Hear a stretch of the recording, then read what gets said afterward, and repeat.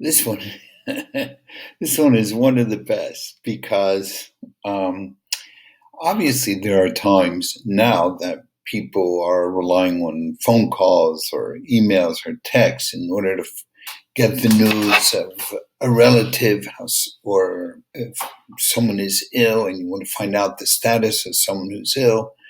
So, are there halachos about sharing news?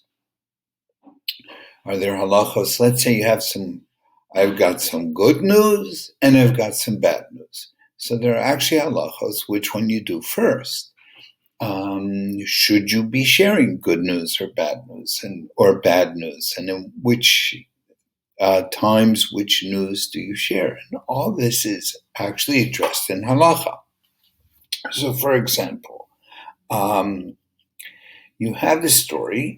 Here you have in the chapters of Rabbi Eliezer, Pirkei Rabbi Eliezer Per Chafei, chapter 25, you say, everyone who wishes to tell his companion a matter which is negative for him should begin with a good word and then conclude with the bad news, which is unpleasant. How do we know this? From the Holy One, blessed is He. For when He was revealed to our Avraham Avinu, first Hashem gave him the good news that his wife Sarah would have a child, and afterwards He told him the bad news about the destruction of Sodom. So we learn from here, literally halacha, that if someone has good news to share and some not good news to share, so you begin with the good news, like that. Then we even say it's interesting that there's a sefer called Sefer HaTzavah. So in the Sefer HaTzavah, it's alphabetically divided, and so there's a section there called Besura, how to give news to each other. So there it says that if you have somebody who's generally known to share positive news, then you know that the person's nature he has a good nature, and he's someone you should try and have as a friend. And if someone is known as giving regular bad news, then you know that this is somebody who is basically a negative person, and therefore it's best not to have too much to do with such a person.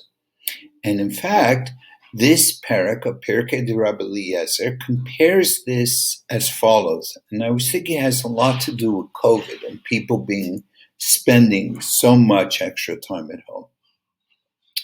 Because in this parak of Pirkei de Rabbi Eliezer, it speaks about what happens if you go into a factory that makes perfume. When you walk out, you smell great. If you go into a factory where they do tanning of hides, when you walk out, even if you didn't do anything, you're going to smell terrible. So the Pirkei de Rabbi Eliezer says that there's such a concept that when someone comes out of a place where they've been away for a while, you tend to get a sense of what type of place they were, in which type of place they were, by the scent they give off. Meaning, if there's someone who's generally positive, then you know that they were in a very positive place. And if they come out and they're constantly being negative about things or aggressive, then you know that there are people who were spending time in an aggressive environment. And how interesting it is in this period of our lives with COVID and everything, we can pretty much tell about ourselves when we listen to the type of news we share, to our attitude, whether positive or negative, what type of environment we were creating in our own homes. And I certainly hope that we have been creating really sweet-smelling environments.